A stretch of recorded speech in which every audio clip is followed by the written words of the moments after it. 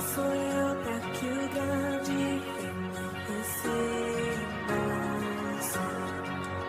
Programa Mães Amorosas. Programa de responsabilidade do Ministério de Mulheres Evangélicas de Caetité.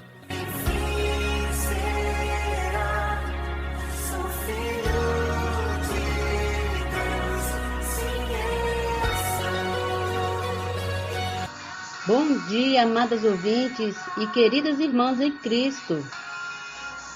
Está iniciando o programa Mães Amorosas, o Ministério de Mulheres da Igreja em Caetité. Este programa é feito com muito amor e carinho, especialmente para você. Bom dia, queridas ouvintes e amadas irmãs. Mais um dia com vocês para desfrutar de provérbios e da palavra de Deus. E logo no início vamos ler o provérbio. O sábio de coração aceita os mandamentos, mas o insensato de lábios vem a arruinar-se. Quem anda em integridade anda seguro, mas o que perverte os seus caminhos será conhecido. Provérbios capítulo 10, versículos 8 e 9. Temos como título: Crê no Senhor e nos seus profetas.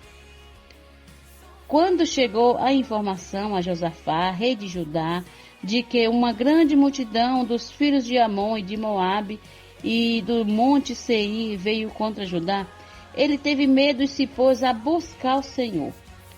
E apregoou jejum em todo Judá. Josafá sabia que não tinha força para resistir a essa grande multidão e não sabia mais o que fazer. Orou ao Senhor pedindo a intervenção divina.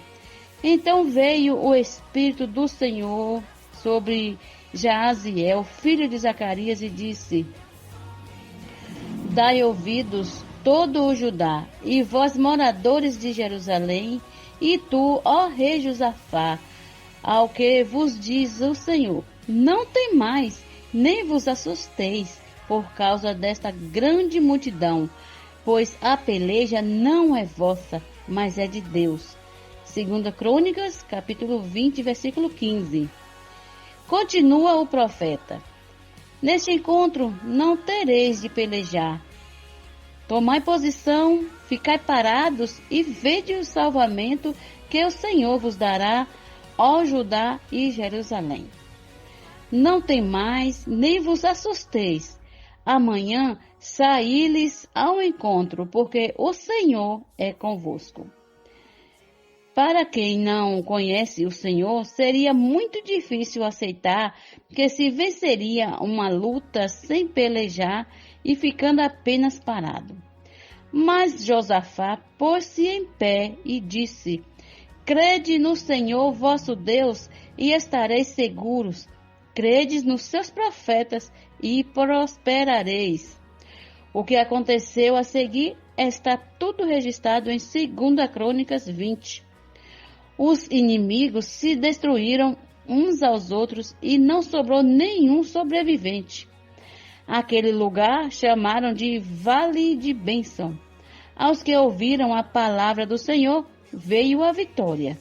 Sejamos como os tessalonicenses, que acolheram a palavra de Paulo, não como de homem, e sim como em verdade é a palavra de Deus. 1 Tessalonicenses 2:13. Bom dia, queridas ouvintes. Bom dia, amadas irmãs.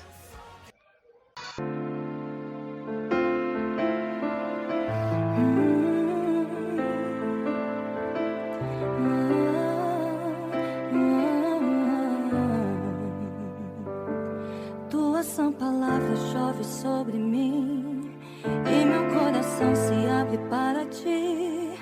Como boa terra, me apego a tua voz. Medos. Bom dia, amadas irmãs, nossas companheiras de todas as manhãs. Buscamos o Senhor juntas, né? E isso nos traz tanta satisfação. É o fato de você estar aí. É motivação para nós continuarmos o nosso ministério, pregando o evangelho do reino todas as manhãs. Nós somos mais do que bem-aventuradas, né, irmãs? Porque a palavra do Senhor ela é viva, eficaz, ela entra dentro de nós e transforma, né? A palavra fará tudo que você pensar de bom, ela fará em você. Então vamos deixar a palavra entrar em nós, vamos mergulhar na palavra, dando o valor que ela realmente tem, né? Senhor Jesus, muito obrigada, Senhor. Oremos ao nosso Deus. Senhor Jesus, nós te agradecemos. Que o Senhor abençoe cada uma de nós, nossas famílias. Guarde, Senhor, nosso coração, para que a gente possa estar a cada dia mais próximo de Ti. Pedimos também saúde, paz, alegria, harmonia no lar. Tudo de bom, Senhor, para todas as irmãs. Que o Senhor possa ser com cada uma delas. Sabemos que todos nós temos problemas. E uns têm mais, outros menos. Mas todos nós temos problemas, passamos por tribulações. Mas que o Senhor possa passar conosco, né? Estar do lado do Senhor. Essa é a nossa segurança. O Senhor em nós é a esperança da glória. Ele é quem cuida de nós, um a um. A palavra do Senhor diz isso, nós cremos e pregamos que Ele tem cuidado de nós. Não nos deixe cair em tentação, livra-nos do mal, porque teu é o reino, o poder e a glória para sempre. Amém. Leituras do dia 19, vamos lá, Levítico capítulo 8. Consagração de Arão e seus filhos. Disse mais o Senhor a Moisés: Toma Arão e seus filhos e as vestes e o óleo da unção, como também o novilho da oferta pelo pecado, e os 2 carneiros e o cesto dos pães asmos. E ajunta toda a congregação à porta da tenda da congregação. Fez, pois, Moisés como o Senhor lhe ordenara, e a congregação se ajuntou à porta da tenda da congregação. Então disse Moisés à congregação: Isto é o que o Senhor ordenou que se fizesse. E fez chegar a Arão e a seus filhos e os lavou com água. Vestiu Arão da túnica, cingiu-o com o cinto e pôs sobre ele as sobrepeles. Também pôs sobre ele a estola sacerdotal e o cingiu com o cinto de obra esmerada da estola sacerdotal e o ajustou com ele. Depois lhe colocou o peitoral, pondo no peitoral o urim e o tumim. Ele pôs a mitra na cabeça, e na mitra, na sua parte dianteira, pôs a lâmina de ouro, a coroa sagrada, como o Senhor ordenara a Moisés. Então Moisés tomou o óleo da unção, e ungiu o tabernáculo, e tudo que havia nele, e o consagrou. E dele aspergiu 7 vezes sobre o altar, e ungiu o altar, e todos os seus utensílios, como também a bacia e o seu suporte, para os consagrar. Depois derramou do óleo da unção sobre a cabeça de Arão e ungiu para consagrá-lo. Também Moisés fez chegar os filhos de Arão e vestiu-lhes as túnicas e cingiu-os com o cinto e atou-lhe as tiaras, como o Senhor lhe ordenara. Então fez chegar o novilho da oferta pelo pecado e Arão e seus filhos puseram as mãos sobre a cabeça do novilho da oferta pelo pecado. E Moisés o imolou. E tomou o sangue, e dele pôs com o dedo sobre os chifres do altar em redor, e purificou o altar. Depois derramou o resto do sangue à base do altar, e o consagrou para fazer expiação por ele.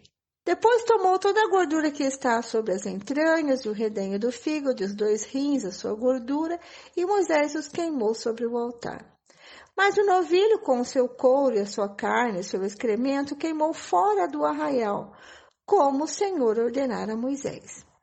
Depois fez chegar o carneiro do holocausto, e Arão e seus filhos puseram as mãos sobre a cabeça do carneiro. E Moisés o imolou e aspergiu o sangue sobre o altar em redor. Partiu também o carneiro nos seus pedaços. Moisés queimou a cabeça, os pedaços e a gordura. Porém as entranhas e as pernas lavou com água, e Moisés queimou todo o carneiro sobre o altar, o holocausto de aroma agradável, como o Senhor ordenara a Moisés. Então fez chegar o outro carneiro, o carneiro da consagração, E Arão e seus filhos puseram as mãos sobre a cabeça do carneiro. E Moisés o imolou e tomou do seu sangue e o pôs sobre a ponta da orelha direita de Arão e sobre o polegar da sua mão direita e sobre o polegar do seu pé direito. Também fez chegar os filhos de Arão, pôs daquele sangue sobre a ponta da orelha direita deles e sobre o polegar da mão direita, e sobre o polegar do pé direito, e aspergiu Moisés o resto do sangue sobre o altar em redor. Tomou a gordura e a cauda e toda a gordura que está nas entranhas, e o redenho do fígado e ambos os rins, e a sua gordura e a coxa direita. Também do cesto dos pães asmos que estava diante do Senhor, tomou um bolo asmo, um bolo de pão azeitado e uma obreia, e os pôs sobre a gordura e sobre a coxa direita. E tudo isso pôs nas mãos de Arão e de seus filhos, e o moveu por oferta movida perante o Senhor. Depois Moisés o tomou das suas mãos e o queimou no altar sobre o holocausto. Era uma oferta da consagração, por aroma agradável, oferta queimada ao Senhor. Tomou Moisés o peito e moveu-o por oferta movida perante o Senhor. Era a porção que tocava Moisés, do carneiro da consagração, como o Senhor lhe ordenara. Tomou Moisés também do óleo da unção e do sangue que estava sobre o altar, e o aspergiu sobre Arão e as suas vestes, bem como sobre os filhos de Arão e as suas vestes. E consagrou a Arão e as suas vestes, e a seus filhos, e as vestes de seus filhos. Disse Moisés a Arão e a seus filhos: Cozei a carne diante da porta da tenda da congregação, e ali o comereis com o pão que está no cesto da consagração, como tenho ordenado, dizendo: Arão e seus filhos a comerão. Mas o que restar da carne do pão queimareis. Também da porta da tenda da congregação não saireis por 7 dias, até o dia em que se cumprirem os dias da vossa consagração. Porquanto por 7 dias o Senhor vos consagrará. Como se fez neste dia, assim o Senhor ordenou se fizessem expiação por vós. Ficareis, pois, à porta da tenda da congregação dia e noite, por 7 dias, e observareis as prescrições do Senhor, para que não morrais, porque assim me foi ordenado. E Arão e seus filhos fizeram todas as coisas que o Senhor ordenara por intermédio de Moisés. Então aqui nós vemos que no versículo 2, Arão e seus filhos foram vestidos, né? E além de serem vestidos com as vestes, como o Senhor ordenara a Moisés, eles foram ungidos com o óleo da unção. Eles foram ungidos como sacerdote, como também o Senhor havia ordenado. E também nós vimos a imolação de 3 animais aqui. O novilho da oferta pelo pecado e mais 2 carneiros, né? E junto com eles o cesto dos pães asmos. Então isso foi feito na frente de toda a congregação, à porta da tenda da congregação, como nós vimos no versículo 3. Então, diante de toda a congregação, eles foram vestidos e foram ungidos. E também os animais foram oferecidos, né? O primeiro animal era um novilho, que era a oferta pelo pecado. E junto com esse último carneiro da consagração, também teve a oferta do cesto de pães asmos, né? Foi feito tomar o bolo com um pão asmo, um bolo de pão azeitado e uma obreia, né? E pôs sobre a gordura e sobre a coxa do carneiro da consagração, né?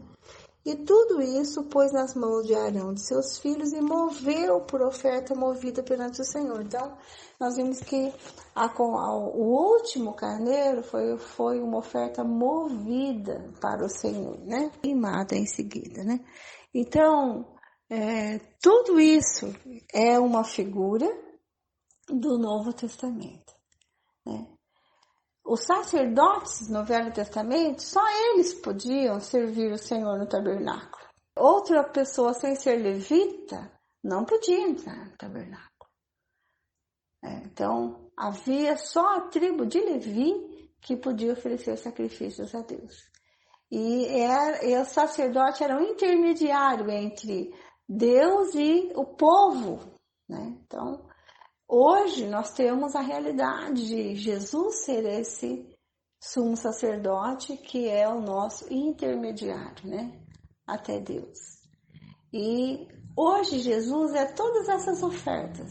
Jesus é a oferta do pecado, Jesus é a oferta do holocausto, Jesus é a oferta da consagração, né? Ele é a oferta movida, o Senhor é a oferta de manjares, né? Ele é todas essas ofertas. Graças ao Senhor, né, irmãs? A gente não precisa sacrificar nada, né? Porque eu mesmo seria uma negação. Se eu tivesse que matar um animalzinho, eu ficaria... eu não teria coragem de matar um animalzinho, né? Então, mas naquela época era assim, né? Era lei. Não tinha outra maneira de se aproximar de Deus. Era sem derramamento de sangue, não tinha remissão de pecados, né? Então, graças ao Senhor por Jesus Cristo, né, que morreu uma vez por todas, e o sangue dele tem eficácia eterna, né? E ele é a nossa oferta. Nos versículos 14 a 17, nós vemos que os sacerdotes, eles fizeram reconciliação por seus próprios pecados, antes de poderem ser mediadores para o povo. Então, eles mesmos precisavam ofertar ao Senhor seus pecados pessoais, para depois servir. Então, a morte de um animal era necessário, mas não podia remover os pecados do povo. Então, nós podemos conferir com Hebreus 5:3, Hebreus 9:22, 10, versículo 4. Apenas a morte de Jesus Cristo alcançou essa plena expiação, certo? Ele não tinha o poder de remover pecados, mas o sangue de Cristo tem o poder de remover todo o pecado, né? O sumo sacerdote Jesus não precisou fazer expiação por seus próprios pecados. Por quê? Porque ele não tinha pecado, né? A incineração completa do carneiro, como a gente vê nos versículos 18 a 21, indicava dedicação total dos sacerdotes ao serviço do Senhor. Agora eu quero que você preste bastante atenção aqui, nos versículos de 22 a 30, quando o sacerdote colocava sangue na orelha. O que isso significava? A aplicação do sangue do carneiro de ordenação sobre as extremidades dos sacerdotes simbolizava sua total purificação. A orelha representava o ato de ouvir as confissões do povo. A mão indicava tocar e lidar com as ofertas. E o pé representava o pátio e a tenda santos onde ele servia. Hoje nós confessamos o pecado para quem? Para o nosso sumo sacerdote, né? No Velho Testamento, os pecados eram confessados para os sacerdotes. E então ofertavam o animal, né, para cobrir aquele pecado confessado. Mas hoje nós temos o sangue de Jesus, então não há necessidade de confessar o pecado para nenhum sacerdote, a não ser que seja Jesus Cristo, né? Então, a ele nós confessamos os nossos pecados e ele tem o poder de nos purificar de todo pecado, né? Nos versículos 25 a 29, nós vemos que Moisés colocou os pães asmos nas mãos de Arão e dos seus filhos, para que os erguessem como gesto de apresentação ao Senhor. Moisés tomou novamente a oferta da apresentação e a queimou no altar, que ainda fumegava, por causa da incineração da primeira oferta, certo? Já tinha tido uma oferta ali, então estava fumegando e ali então foi ofertado mais uma oferta. Moisés tomou o peito para si, como o sacerdote em ofício tinha o direito, né, de tomar o peito para si, e fez dele a sua oferta de apresentação. Bem, aquela era a parte da consagração que pertencia a Moisés. Moisés, então, tomou para si e ofereceu para o Senhor também como oferta ao Senhor. No versículo 30, Moisés toma o óleo da unção. Para que serve o óleo da unção? Para ungir, né? E também pega do sangue que estava sobre o altar e o aspergiu, né, sobre Arão e sobre as suas vestes e sobre os seus filhos e sobre as vestes de seus filhos com ele. e santificou Arão e as suas vestes. Então, quem foi aspergido ali sobre esses sacerdotes? O óleo da unção e o sangue que estava sobre o altar. E eles santificaram não só a pessoa de Arão e dos seus filhos, mas também as suas vestes. Então, eu quero ler para você a nota número 30, que diz assim: o termo hebraico santificou se refere às pessoas, locais e coisas escolhidas, designada exclusivamente para o serviço do Senhor. A natureza pública deste ritual dava confiança à congregação quanto à aptidão da casa de Arão. Então, tudo isso foi feito publicamente.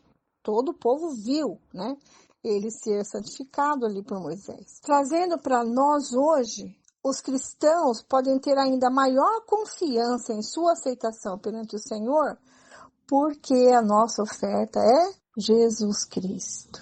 Amém? O Cordeiro perfeito, sem defeito. E o sangue que foi derramado por nós, pelos nossos pecados, é desse Cordeiro perfeito, Jesus Cristo. Então, nós podemos ter confiança de que Ele nos santificou. Amém? Nos versículos 31 e 32, nós vemos ali que havia uma refeição. Isso era uma ordenação também. E ela era pública, sendo consumida pelos sacerdotes, para indicar que Deus aprovava as suas ofertas e para simbolizar a sua comunhão com o Senhor. Para evitar qualquer efeito contaminante e evitar que as pessoas não autorizadas comessem, o texto diz que a refeição foi queimada no mesmo dia, tá certo?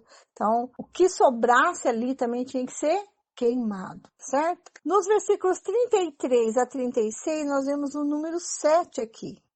Ele simboliza a conclusão do propósito do ritual. Visto que o ritual de ordenação era para a consagração, os sacerdotes não podiam deixar a área sagrada durante a semana de ordenação, ou seja, durante 7 dias. Embora os sacerdotes desfrutassem dos privilégios do serviço, a seriedade da sua responsabilidade os colocava em risco se eles ofendessem a santidade de Deus. Da mesma forma, hoje, os líderes cristãos, quer leigos ou do clero, têm responsabilidade especial perante o Senhor e perante a igreja. Amém? Então, os irmãos que estão à frente aí, cuidando dos irmãos, pastoreando os irmãos, têm muita responsabilidade diante do Senhor, certo? Nós também, porque nós somos uma nação de sacerdotes, né? Então, hoje, todos nós, salvos, somos sacerdotes. Todos podemos servir ao Senhor. Portanto, a nossa responsabilidade é muito grande. No final dos tempos, quando o Senhor voltar, Ele vai julgar todo o nosso serviço. Como é que nós servimos ao Senhor? Né? Então, como sacerdotes que somos, devemos servir ao Senhor em santidade, com temor e com muito amor, servir os irmãos. Amém? Ficamos por aqui. A irmã Lene dá continuidade à leitura de hoje e até amanhã, se Deus quiser. Deus abençoe as irmãs. Bom dia, irmãs, bom dia, irmã Vera. Então, continuando com a leitura bíblica, hoje, Salmos, capítulo 37, a partir do versículos 12, Provérbios, capítulo 10, versículos 5, e o Evangelho de Marcos, capítulo 3, a partir do versículo 31. Então, começando com os Salmos. 37, a partir do 12. Temporária a felicidade dos perversos. Salmo de Davi. Trama o ímpio contra o justo e contra ele ringe os dentes. Ri-se-á dele o Senhor, pois vê estar se aproximando o seu dia. Os ímpios arrancam da espada e distendem o arco para abater o pobre necessitado, para matar os que trilham o reto caminho. A sua espada, porém, lhes trapassará, o próprio coração e os seus arcos serão espedaçados. Mas vale o pouco do justo que a abundância de muitos ímpios, pois os braços dos ímpios serão quebrados, mas os justos, o Senhor os sustém. O Senhor conhece os dias dos íntegros, a herança deles permanecerá para sempre. Não serão envergonhados nos dias do mal, e nos dias da fome se fartarão. Os ímpios, no entanto, perecerão, e os inimigos do Senhor serão como o viço das pastagens. Serão aniquilados e se desfarão em fumaça. O ímpio pede emprestado e não paga. O justo, porém, se compadece e dá. Aqueles a quem o Senhor abençoa possuirão a terra, e serão exterminados aqueles a quem amaldiçoa. O Senhor firma os passos do homem bom, e no seu caminho se compraz. Se cair, não ficará prostrado, porque o Senhor segura pela mão. Fui moço e já agora sou velho, porém jamais vi o justo desamparado, nem a sua descendência a mendigar o pão. É sempre compassivo e empresta, e a sua descendência será uma bênção. Aparta-te do mal e faz o bem, e será perpétua a tua morada. Pois o Senhor ama a justiça e não desampara os seus santos. Serão preservados para sempre, mas a descendência dos ímpios será exterminada. Os justos herdarão a terra e nela habitarão para sempre. Agora, Provérbios, capítulo 10, versículo 5. O que ajunta no verão é filho sábio, mas o que dorme na cega é filho que envergonha. Agora vamos ler o Evangelho de Marcos, capítulo 3, a partir do versículo 31. A família de Jesus. Nisto chegaram sua mãe e seus irmãos, tendo ficado do lado de fora, mandaram chamá-lo. Muita gente estava assentada ao redor dele e lhes disseram: Olha, tua mãe, teus irmãos e irmãs estão lá fora à tua procura. Então ele lhes respondeu, dizendo: Quem é minha mãe e meus irmãos? E correndo a olhar pelos que estavam assentados ao redor, disse: Eis minha mãe e meus irmãos. Porquanto qualquer que fizer a vontade de Deus, esse é meu irmão, irmã e mãe. Capítulo 4. A parábola do semeador. Voltou Jesus a ensinar à beira-mar, e reuniu-se numerosa multidão a ele, de modo que entrou num barco, onde se assentou, afastando-se da praia. E todo o povo estava à beira-mar na praia. Assim lhes ensinava muitas coisas por parábolas no decorrer do seu doutrinamento. Ouve, eis que saiu o semeador a semear.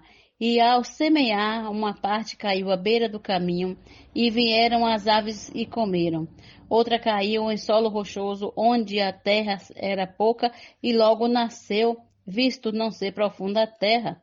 Saindo, porém, o sol a queimou, e porque não tinha raiz, secou-se. Outra parte caiu entre os espinhos, e os espinhos cresceram e a sufocaram, e não deu fruto. Outra, enfim, caiu em boa terra, e deu fruto que vingou e cresceu, produzindo a 30, a 60 e a 100 por um. E acrescentou: Quem tem ouvidos para ouvir, ouça. A explicação da parábola. Quando Jesus ficou só, os que estavam junto dele com os 12 o interrogaram a respeito das parábolas.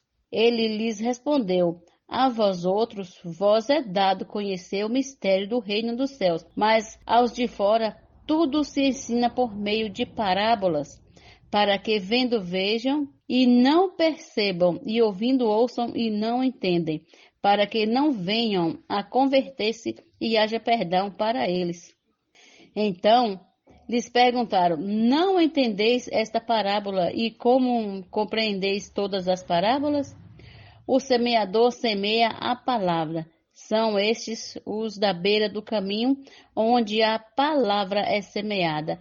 E enquanto a ouvem, logo vem Satanás e tira a palavra semeada neles. Semelhantemente, são estes os semeados em solo rochoso, os quais, ouvindo a palavra, logo a recebem com alegria, mas eles não têm raiz em si mesmos, sendo antes de pouca duração.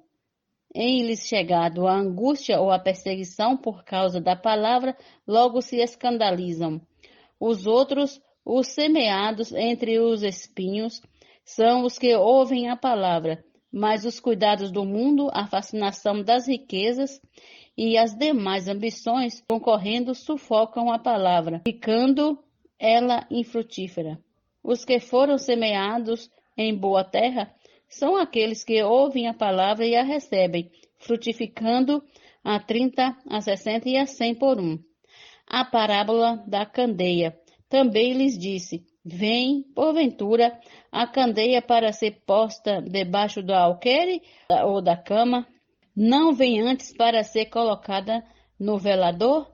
Pois nada está oculto senão para ser manifesto, e nada se faz escondido senão para ser revelado. Se alguém tem ouvidos para ouvir, ouça. Então lhes disse: atentai no que ouvis. Com a medida com que tiverdes medido, vos medirão também, e ainda se vos acrescentará. Pois ao que tem lhe dará, e ao que não tem, até o que tem lhe será tirado.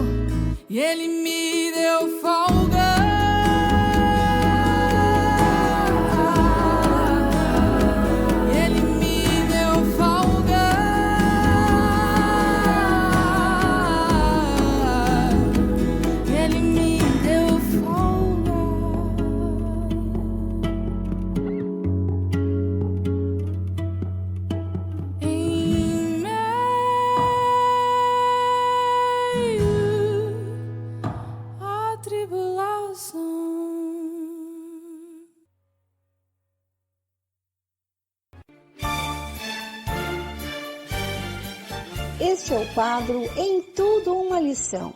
Sempre existe algo que podemos aprender com Taíka Saleb. A Hora da Mudança. Convido você a desfrutar mais uma obra do editor Árvore da Vida. Título de hoje: O casamento e a batalha. A união entre Cristo e a Igreja trará a vitória.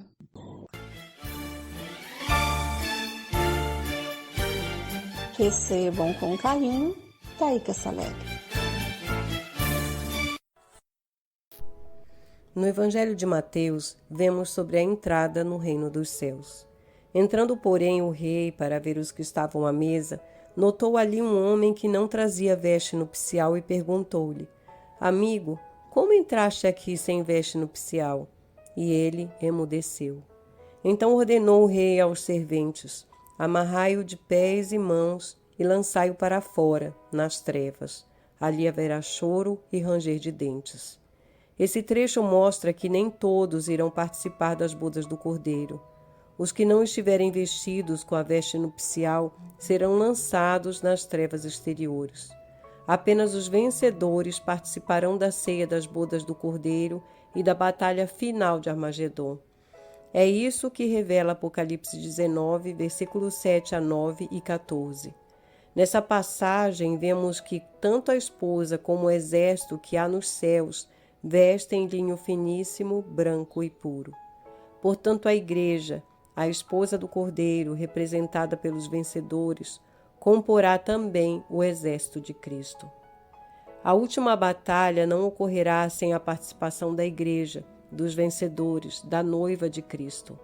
A união entre homem e mulher, descrita em Gênesis, representa a união entre Deus e o homem. Essa é a melhor ilustração para representar a união entre Deus e o homem, pois marido e mulher tornam-se uma só carne, um só corpo. Quando escreveu aos Efésios, Paulo fala acerca dessa união. Eis porque deixará o homem a seu pai e a sua mãe, e se unirá à sua mulher, e se tornarão os dois uma só carne. Grande é este mistério, mas eu me refiro a Cristo e à igreja. Cristo precisa que nós, a igreja, e Ele, nos tornemos um para que possamos lutar a seu lado, como um só homem, a fim de derrotar o anticristo e o falso profeta. Sem a igreja, Cristo não vencerá, não porque não tenha poder para isso, mas porque Deus assim determinou em seu plano eterno. Cristo e a igreja precisam casar-se, precisam tornar-se uma só entidade, uma só unidade, um só em natureza, em vida e na alma, um só em tudo, para que possam lutar juntos e derrotar os inimigos, colocando-os por estrado dos pés de Cristo. Foi assim que Deus determinou. Mas como nós, a Igreja e Cristo, podemos ser um? Ó Senhor Jesus, faz-nos um contigo, Senhor. Realmente nós queremos lutar do teu lado. Nós queremos estar totalmente conectados a ti, para que a tua vontade seja também a nossa e que possamos ser um no teu desejo, Senhor. Ó Senhor Jesus. Esse texto foi extraído do livro A Hora da Mudança. Posso orar por você, orar com você, por sua vida, por sua família. Somos mulheres de oração. Posso orar por você? Posso orar por você, orar com você. Estamos recebendo a nossa irmã intercessora, Carmen Reis. Seja bem-vinda, amada irmã. Obrigada por cooperar com o programa Mães Amorosas. Vamos recebê-la com muito carinho. Senhor Jesus, te agradecemos pelo teu grande amor. Senhor, te agradecemos pelo poder da tua morte. Senhor, tu morreu, sem nada nos exigir. Simplesmente tu nos amou. Por isso, grande Senhor, obrigado pela eficácia da tua morte. Tu morreu para nos salvar. Senhor, aleluia. Tu morreu para nos salvar. A tua morte, Senhor, foi para nos dar vida. Te louvamos pelo sangue e água. Ó Senhor Jesus, Te exaltamos por tão grande sofrimento. Te exaltamos, Senhor, pelaquela cruz tão doída. Senhor, se Tu não tivesse morrido, nós não estaríamos aqui hoje. Mas por isso te damos louvor. A Ti toda a honra, a Ti toda a adoração, a Ti todo o louvor. Muito obrigado pelo poder da Tua ressurreição. Senhor, Tu não ficou na morte, mas Tu venceu a morte. Tu ressuscitou. E hoje, Senhor, Tu és o nosso Senhor. Aleluia, porque temos um Deus para adorar. Um Deus que venceu a morte e hoje está dentro de nós. Oh, amado Senhor, muito obrigado por termos a Tua vida maravilhosa em nós. Jesus Cristo é o Senhor.